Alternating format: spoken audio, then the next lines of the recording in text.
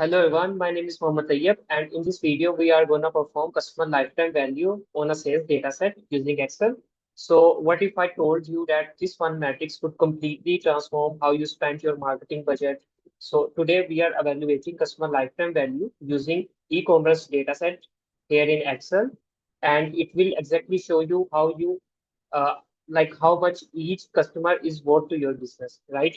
So here is the challenge. Like you have a thousands of transactions, multiple purchases per customer, and you need to answer how much should I spend to acquire a customer, or which customer should I focus on retaining, and how much I maximize my marketing ROI, right? So by the end of this video, you will have a complete CLV analysis system that can tell you the average customer worth. So for example, this is what one we have calculated here. I will step by step show you how to calculate on your own data set using the formulas that I have listed here. So yeah, let me first tell you the customer lifetime value so you will have a better understanding about it. So customer lifetime value is nothing but a matrix to represent the total revenue a business can reasonably expect from a single customer throughout their entire business relationship, right?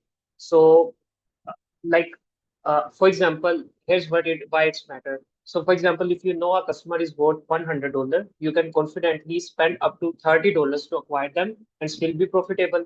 But if you're spending $50 to acquire a customer worth $40, then you are bleeding money on it, right?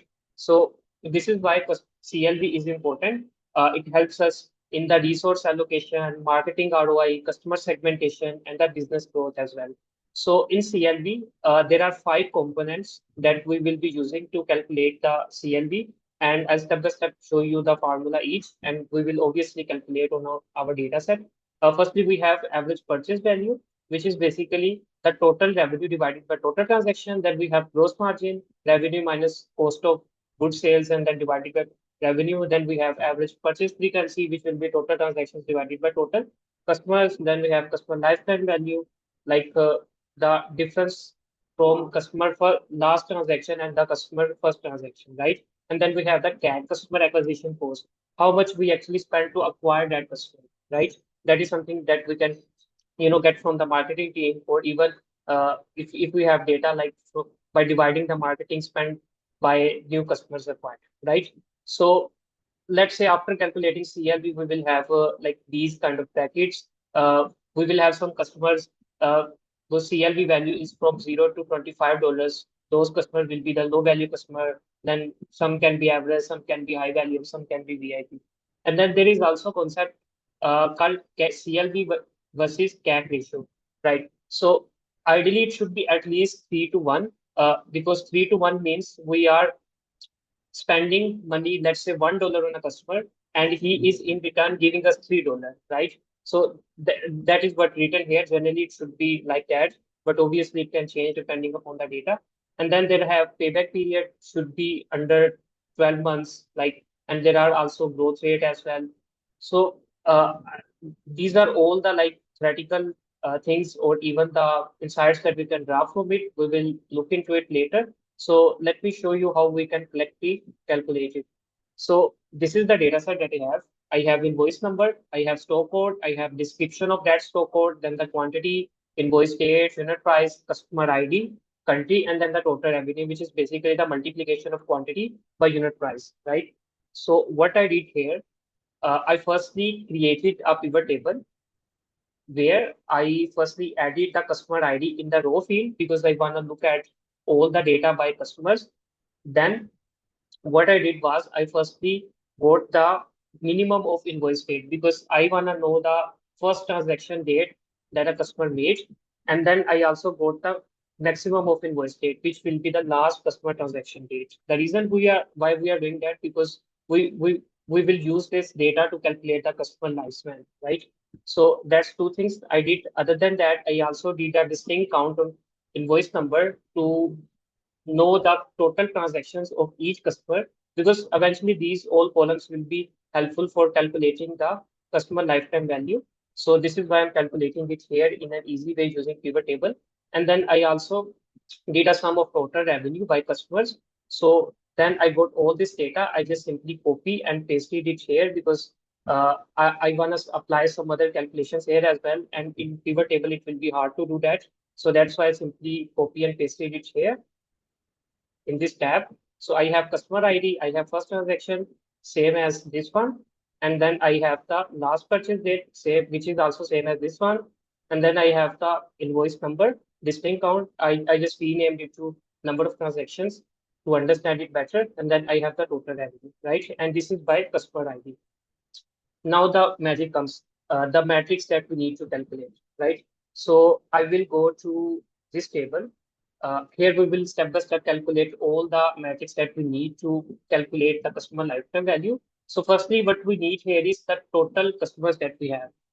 For that, in this data set, I have the customer ID available. So I can just do a distinct count or even count of customer ID. I think I will use distinct count here because customer IDs are getting repeated. But in the same way, like as you guys can see that I have also used a pivot table, so I can simply use the count here as well.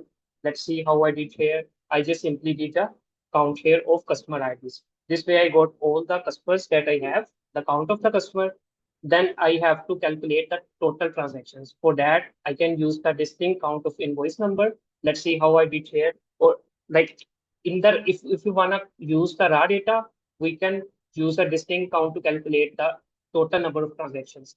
But since we have calculated the pivot table, and in the pivot table we have actually calculated the number of transactions by each customer. And let's say if we wanna know the total transaction, then we can just do a simply sum of the number of transactions table. This will also give the number of transactions overall, right? And then we have the total revenue. This is something that we can also get from the pivot table column that we calculated by doing the sum of total revenue. So this is what I exactly did here.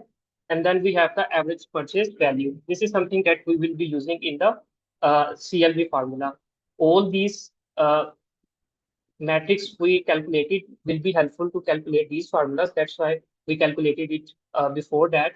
So in order to calculate the average purchase value, we will need to divide the total revenue by total transactions. This is what we did here. We just divided total revenue by total number of transactions. So we got average purchase value. This basically means in a single transaction, the average revenue we are getting is $373, right? Next, we have the average purchase frequency. For that, we will divide total transaction by the total customers. Okay, this is what I did here. I just referred to the total customer and then the total transactions and simply divided them. And then I got a value of around 5. What does this mean? This means on average, customer do a average of 5 transactions with us, right? This is what it means. Next, we have the average customer lifespan. Here we will mostly be using the year as a unit. But as you guys can see here, I simply got the first transaction, like first transaction date and the last transaction date, and then I simply did a difference to calculate the number of days between the last transaction date and the first transaction date. So this is something that I used here. Like I firstly did an average of the lifespan in days and then even divided it by 365 as a day to calculate the average lifespan in year, right? The average lifespan that we got here is 0.36. So on average, customers spend around 3 months or 3.5 months with us, right? So next we have the gross margin. And here, as I've already showed you, we can calculate that based on the cost of goods that we have. But since this data don't have the cost of goods and all the other things, so that's why I assumed a gross margin of $60. But it can be different based on your business use case and your business data. So for that, I imagined a gross margin of $60. And then we have the customer acquisition cost. I assumed it to be have $100. And then I have all these metrics that these are the ones that I can use to calculate the final CLV. So in order to calculate the final CLV, I would need to multiply average purchase value by average purchase frequency, then by gross margin, then by customer lifespan. It's an average as well. And then after getting all the after doing all the multiplication, I will get a final number, which is what will I need to divide. Sorry, this is what I need to subtract by customer acquisition cost, right? So this is the final number that we have, $316. That's the final CLV calculation. So what does this number means? This means the customer, each customer on average, a customer is giving us $316, right? So in the same way, we can also calculate the CLV on each customer. Like it can also be helpful. 316 is the overall CLV number, but let's say we can also calculate the CLV by each customer. That will also be helpful to segment our customers. Like for example, we can segment all those customers whose CLV value is very high because those will be the VIP customers that are giving us high CLV. And then we have some negative value CLVs here as well. Those are like those customers, like we spent enough money on them, but they didn't give us enough money. So that's why it's negative here. So how I did that? The process is same. I would just need to calculate all these metrics on a customer level. So let's look into it step by step. Firstly, I had all these metrics that I got from the pivot table. Then what I did was I calculated the average purchase value. The formula is same. I just had to divide total revenue by the total transaction. So this is what I did. I divided total revenue by total transaction, and then we have the average purchase frequency. This is something that like in this matrix we will divide total transactions by total customers. Since the customer is a single here, like we are doing analysis on a customer here, so by default the denominator value will be one. So in a numerator, we will refer number of transactions and then we will divide it by one. So that will be the average purchase frequency. That will obviously will be same as the number of transactions. Then we had the lifespan in days, which we calculated by doing a subtract from last purchase date to first purchase date. And in the analysis, we actually had to use the lifespan in year. So I just divided it by 365 to calculate lifespan in years. So we have a person like whose lifespan is 1 year because his day number of days was 365. This way it will keep on doing the calculation. And then I can simply apply the final formula, which is obviously same. I will multiply average purchase value by average purchase frequency, then multiply by average lifespan, and I also use hard code gross margin number here as 60%, right? And then I subtracted by $100 because I assumed customer acquisition cost of $100. So this is how I calculated individual CLV here. So yeah, that's it. This is something that we can use to truly know our customer value and then make the best of our budget and truly, allocate our budget to get the good ROI. So yeah, thank you so much for watching this video. Bye bye.